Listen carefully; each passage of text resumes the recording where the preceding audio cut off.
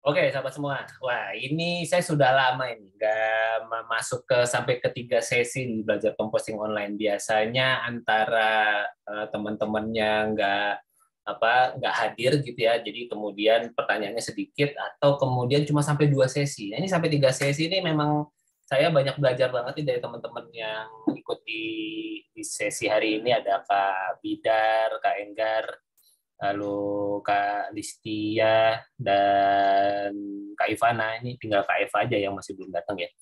Itu luar biasa. Saya tidak saya senang banget bisa bisa belajar banyak dari teman-teman semua, terutama tadi dari Kak Ivana dengan local wisdomnya. Tadi Kak Enggar juga baru baru apa ya baru hot gitu ya, baru kemudian melihat bahwa oh ternyata lubang organik bisa kemudian dihadirkan di rumahnya. Lalu kemudian juga ada Kak Bidar yang concernnya maksudnya bingung mau memulai, tapi juga concernnya adalah ingin diterapkan di sekolah. Wah, itu keren banget. Menerapkan composting sejak dari sekolah, dari pendidikan, itu keren banget. Dan itu sesuatu hal yang menurut saya perlu segera dieksekusi supaya kemudian terbiasa memilah sampah sejak dari kecil. Jadi sudah bukan jargonnya, sudah bukan lagi buanglah sampah pada tempatnya, tetapi sudah pilahlah sampah sesuai jenisnya. Itu betul-betul bisa dijalankan sejak dari kecil, sejak dari rumah. Ya buat yang teman-teman praktisi homeschooling, ya terapkan sejak dari rumah sehingga anak-anak terbiasa bahwa memandang sisa bahan organik itu bukan sampah, tetapi dia adalah sisa yang jadi masalah kalau kemudian tercampur di tempat sampah kita. Sedapat mungkin kita pilah sehingga dia tetap menjadi manfaat. Tentu dalam sampai menunggu teman-teman datang gitu ya. Tentu di dalam katakanlah bangsa Indonesia saat ini, tentu kita masih perlu perjalanan panjang untuk kemudian, mudah-mudahan sih nggak panjang-panjang banget, tapi masih butuh perjalanan untuk kemudian kesadaran memilah sampah organik ini terjadi secara masif, secara kultur, secara budaya, sebagaimana di beberapa negara yang memang mereka kalau nggak melakukan itu menderita mereka gitu ya, di Singapura, Jepang itu yang memiliki keterbatasan lahan yang lebih terbatas. Kalau mereka tidak segera melakukan itu menjadi masalah buat keseharian mereka. Nah, di Indonesia sebenarnya sudah mulai lampu kuning sebetulnya teman-teman semua. Karena itu saya bersyukur sekali buat teman-teman yang berkenan bergabung di program belajar composting online ini untuk kita saling bertukar inspirasi dan semangat seputar dunia composting agar pemilahan sampah ini sudah dimulai dari tempatnya teman-teman masing-masing. Kalau gitu ya terjadi sebagaimana yang lagi Kak Istia alami, sebagaimana ada teman yang di Bandung juga sedang mengalami gitu ya, sampahnya nggak diambil dan sebagainya, teman-teman sudah lebih siap untuk kemudian bisa melihat bahwa solusinya itu bisa kita hadirkan sendiri kok gitu. Kita nggak akan bisa menyalahkan pihak lain, pemerintah dan sebagainya, karena ya kejadian ini kan kejadian kita bersama yang melakukan. Nah, bagaimana kalau kita kemudian ambil peranan untuk yuk kita coba pilah sisa bahan organik kita sehingga negara ini, dunia ini menjadi jauh lebih baik karena kehadiran kita. Oke, Kak Enggar, Kak Alistia, silakan ada yang mau ditambahkan lagi. Tadi mungkin buat Kak Enggar ya. Gimana Kak? Sudah terinspirasi? Bisa dieksekusi seperti itu mungkin tanahnya dengan lubang organik? Iya. Jadi sudah punya bayangan gitu Mas Andit. Jadi semangat maksudnya jadi yang oh ternyata bisa kayak gitu. Bisa. Nanti kalau ini kebetulan pas saya lagi di luar baru besok balik pulang, nanti saya coba fotoin lahannya ya Mas. Mungkin nggak terlalu besar, tapi rasanya bisa kayaknya kalau dibikin kayak gitu. Cuman untuk galinya itu harus dalam atau cukup beberapa senti kecil-kecil gitu atau gimana? Cukup agar si sisa bahan organik hari itu ketutup, Pak. Ketutup. Jadi nggak Biasanya gitu. hmm, eh, Biasanya gitu. biasanya berapa ya? Kan tergantung jumlah sampahnya ya. Katakanlah Kak Enggar berempat ya di rumah ya. Betul ya Iya. berempat ya. Berempat Mungkin kurang dari satu baskom gitu. Mungkin ya. satu mangkok kecil kali ya. Jadi bisa begini, bisa per 2 hari Kak. Misalnya kan kalau sisa bahan organik Oh. masih satu hari masih oke lah ya, baunya masih belum belum terlalu apa-apa gitu. Tapi begitu sudah 2 hari kan sudah terlalu gak enak. Jadi bisa katakanlah 2 hari sekali kakak bikin lubang organik.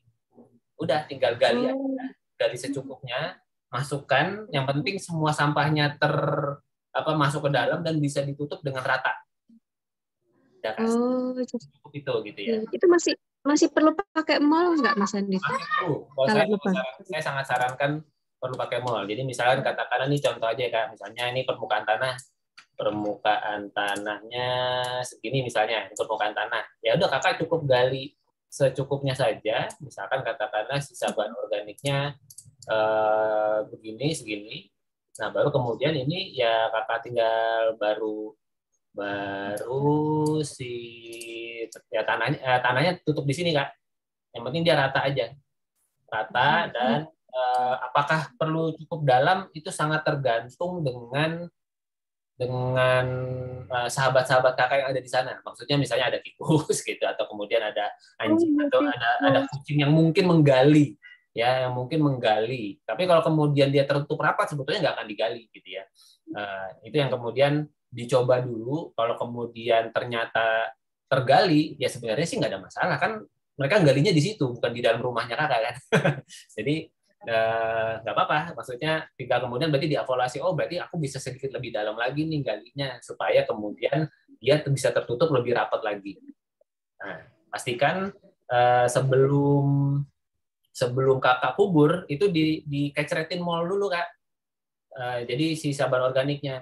Jadi antara kemudian kan kakak udah taruh baskom tuh, bisa juga kasih molnya di baskom. Jadi kasih molnya di baskom, diaduk-aduk dikit, terus udah langsung masukin ke dalam tanah. Set, langsung kemudian dites gitu. Begitu Kak, kurang lebih. Iya. Sudah ada bayangan Mas Andi. Simpel ya, Terima kasih. lebih simpel ya. Iya.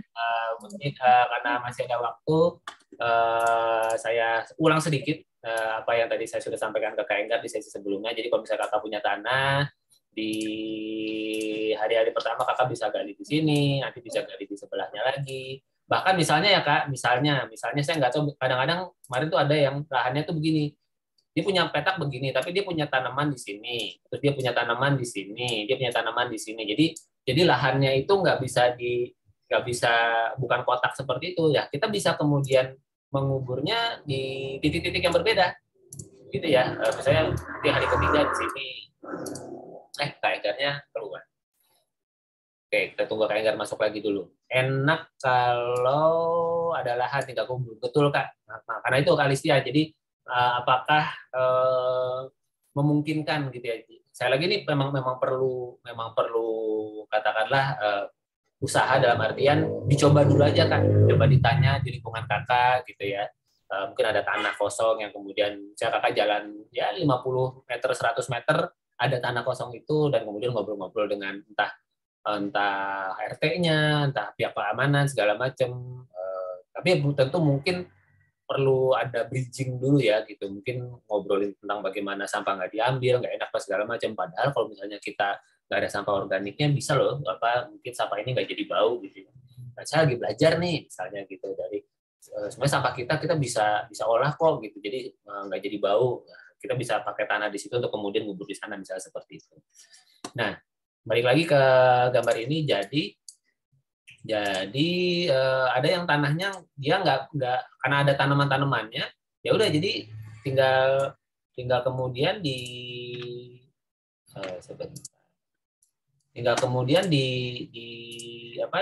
ditanamnya itu di titik-titik tanah yang berbeda Kak. Misalnya hari keempat di sini, hari kelima di sini, hari keenam di sini, gitu ya, hari ketujuh di sini, 8 sini, 9 di sini, 10 di sini. Nah, hari ke-11-nya dia balik lagi ke yang sini.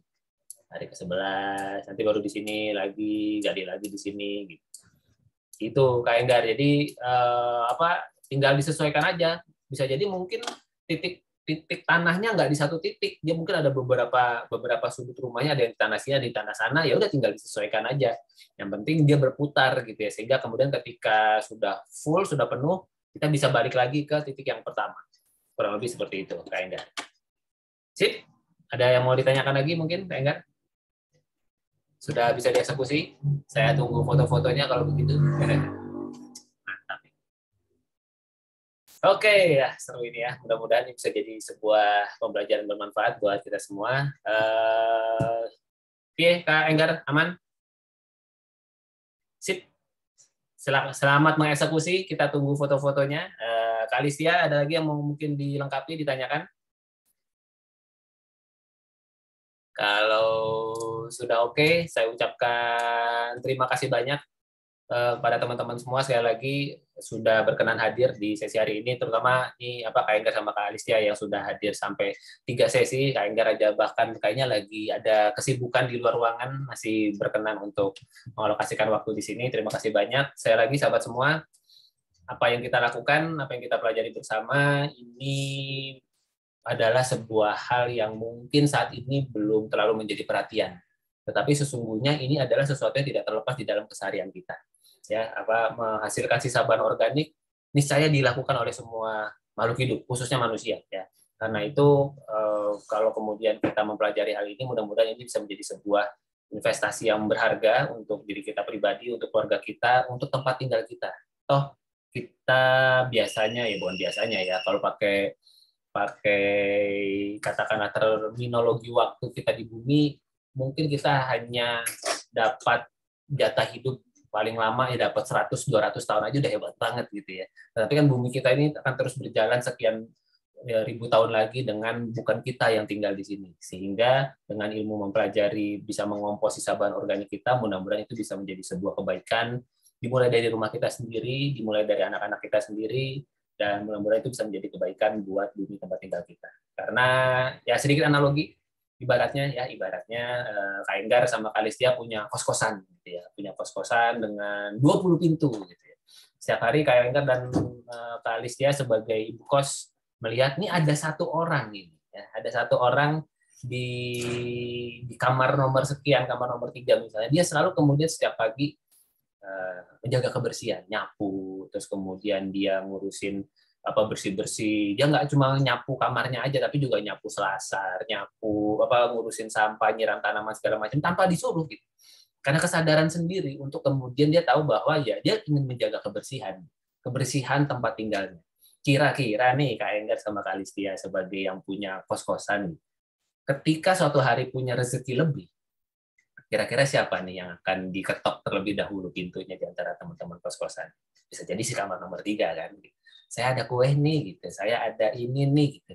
Jadi ya kita ibaratkan kita kan tinggal di dunia ini sementara ya, nyewa ya, bukan nyewa ya. Misalnya kita dapat berkah, dapat kesempatan hidup, dan kalau kita jaga kebersihan, ya masa yang punya bumi, yang punya alam semesta ini tidak memberikan kebaikan juga untuk kita. Itu sudah bagian dari keniscayaan. Semoga ini bisa menjadi sebuah jalan keberkahan buat kita semua. Thank you teman-teman semua. Ya, lanjutannya bisa di grup nanti. Sampai kita ketemu. Kak Enggar, Kak Alistia, dan teman-teman semua. Jaga kesehatan. Sampai kita ketemu. Terima kasih untuk kebersamaannya.